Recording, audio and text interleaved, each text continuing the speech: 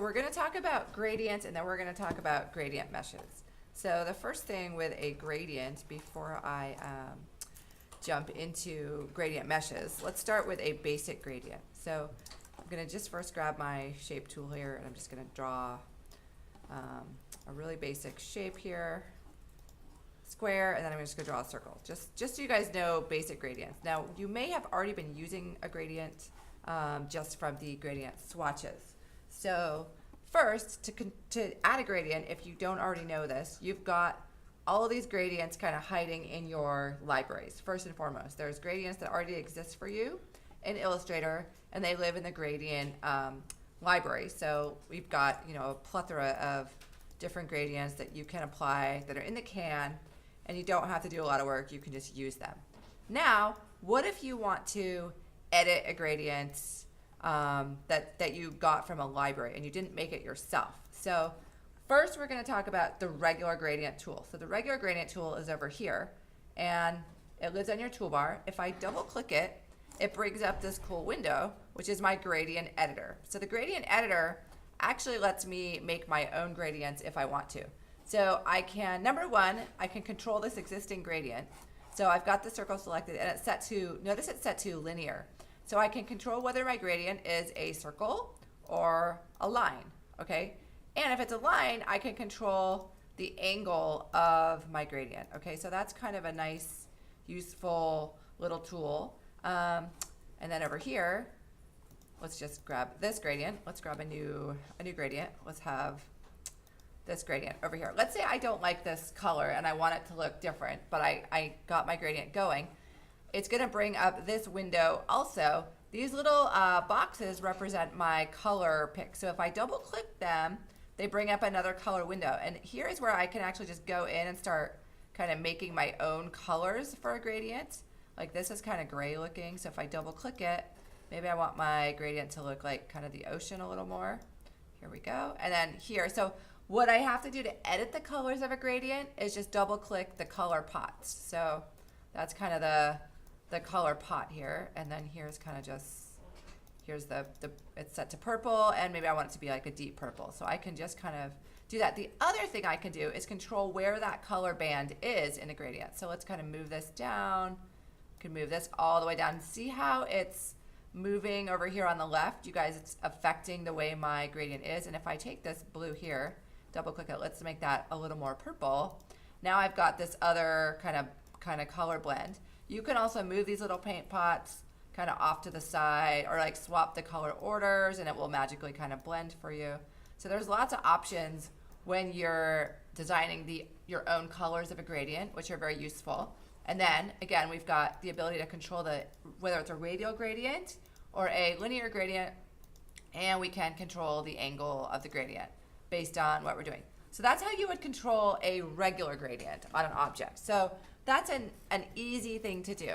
Now we're going to go into more complicated gradients now. So now, what if, before we get to this lovely horse, what if I wanted to make my object appear 3D?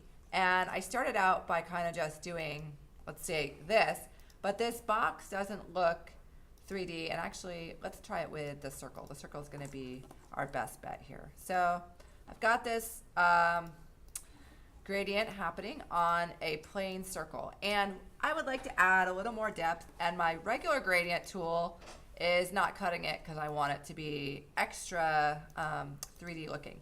What I would like to do is use something called the gradient mesh.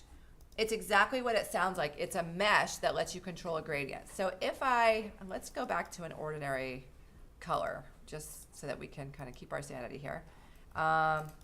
And then I'm just going to grab an outline color. Here we are. So I select my object, and I go up to Object, and then I go right here about halfway down. It says Create Gradient Mesh. What that's going to do is bring up this little window with some numbers. How many numbers do I want to deal with? Let's just make our lives easy right now. We'll do a 3-row, 3-column gradient, and then we do have flat to center to edge. We'll start with flat and just see what it does. If I hit preview, do you guys see how it makes a little grid over my ball? So again, I can alter this by, let's make it 4. Here's 4. If I have a very complicated object, I might need a lot of spots. Maybe I need, 9 different areas to edit. For what I'm doing right now, that's overkill. So I'm just gonna set this to 3, 3. I'm gonna click the OK button. Now you might say, well, nothing happened. Something happened, but what does it mean? What it means is that I can now edit this gradient with different colors. So the way that works is you have to use this other tool, the Direct Select tool. Grab the Direct Select tool and then you click on each point in your gradient. When I've clicked on it, here's my color blue. Let's go ahead and try to make this 3D. Let's give it a nice highlight. Here, I'm gonna click OK and watch what it does. It makes a nice gradient color onto just the part of my shape where I selected. So now let's grab the next color here and let's keep that mid-range turquoise the same. Let's go to the edge, the far edge here. I've selected the far edge vertex point and then I'm gonna double click the color, double click it, and I'm gonna just move my dropper kind of down so it's kind of dark and shadowy. There we go, and then it's kind of getting shadowy. So now let's go to this gradient point. Again, I'm using the Direct Select tool, selecting the point that I want to edit, and then I'm just gonna double click the color, and let's make it nice and shadowy. Here we are. Now it kind of does look like this one might need a little bit of shadow, so let's kind of take that mid-tone and drop it maybe halfway down. Here we are. So now I might need a color on this bottom one here. Again, I've selected the vertex point, and now I'm going to edit the color by double clicking it, and we'll just kind of drop it down a tiny bit. And then over here on the left, I've got this same issue. So I'm going to double click this, I'm going to grab a shadow, and there we go. What do you guys see so far with my circle? Does it look like it's a 3D circle? Yeah. So maybe I need the very, very bottom part of it also because there's some light down here. So let's select, again, my Direct Select tool, this very bottom gradient points. I'm going to double click the color and I'm going to choose like dark. Now it's got even more shadow down here, and then we're going to select the bottom one here. Same thing. I'm going to just make it darker. And now I've turned my ordinary sphere, my ordinary circle, into something that it's still a 2D object, but it does look a lot more like a 3D sphere. At least to me it does. So there we go. That is how you use the gradient mesh. Now that is a simple object, granted. So it acted very well behaved. So if I was to apply a gradient mesh to this circle, for instance, let's just grab a regular color here. Here we go. And I go up to Object, Create Gradient Mesh. Same thing. I've got a very well-behaved object here. I can have 6 rows and 6 columns. I can click OK. And here it is. I can just start editing this gradient to look like, if I want to do that same kind of light effect. Now I don't have the cube lines drawn, so you're not going to have exactly the same effect, but you get the idea, right? So I've got this ability to alter my color appearance. Now, what I can do, because it is a gradient mesh, and I can select the vertex points with my Direct Select tool, guess what I can also do? I can also start doing funny things like moving around those vertex points if I would like to make it look like there was some weird colored black holes, whatever I was going for, happening. But I'm showing you on a box because a box is nice and simple, and it's what I like to call a well-behaved mesh. Now, the reason I'm saying there is well-behaved meshes is that some of the time you will use the gradient mesh, actually most of the time, because you're trying to make a flat object appear 3D. So that brings me to the star shape. The star shape is going to be a not so well-behaved gradient mesh, but I want to make my star 3D. So I've selected the star with the selection tool, and now I'm going to go up here to Object, Create Gradient Mesh. Now immediately you notice, oh my gosh, this one starts looking a little strange, right? So let's try to just start with 3 and 3 and see what it does. And again, my gradient mesh is looking a little, it's going to go with my shape, which means it's no longer a well-behaved gradient mesh. It's now kind of a weird-looking shape grid. So let's see if I can't add some colors to the star here. And now it's big. And then let's select this point. We'll make it highlighted. And the trick here is that now my gradient mesh has all these weird shape points and vertices that may or may not do the effect that I want. Now, we're just dealing with geometrical shapes, so it doesn't really matter if it doesn't look exact. The concept here though is that you select the point of the gradient and then you double click it to adjust the color. Now it's showing up as white. Let's add some green in here just to see what it's doing. And it didn't do anything for my green. That's what I mean when I say my mesh starts misbehaving. It's because it's a weird shape that it's misbehaving. Let's try adding some blue. And now it's working on the interior, but the exterior, when I select it, shows that it's white, but I can clearly see it's not white. Do you guys see what I mean about a misbehaving gradient mesh? So then we're gonna come over to some complicated things. Like here's this 3D dog, it's supposed to be a dog, and here's kind of like this little teddy bear head.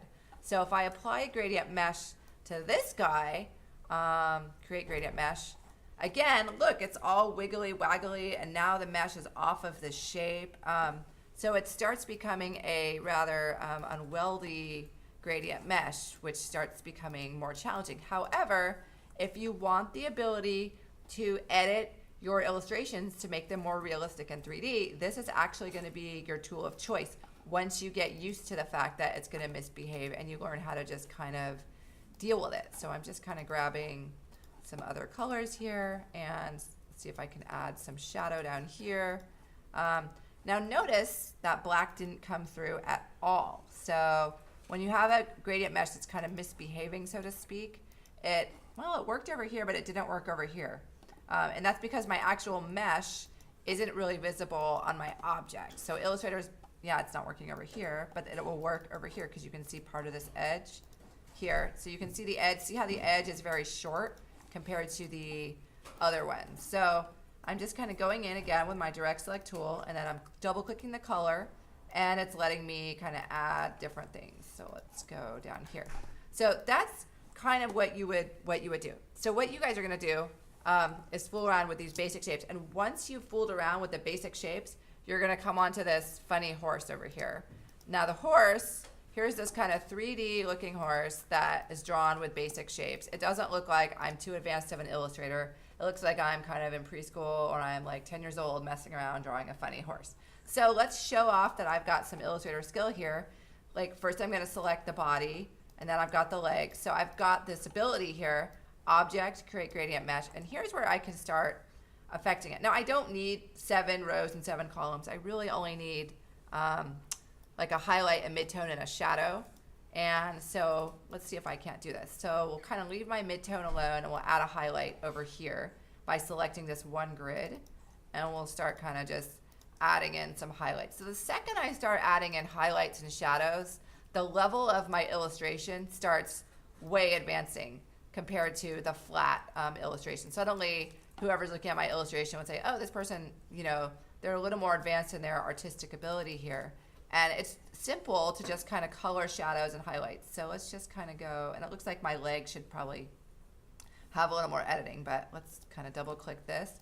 So you can see I'm using the gradient mesh because I can skillfully control where my shadows and highlights are going to be. And I just noticed this horse has no mane, so you might want to draw some mane on him. And then let's go up to his face.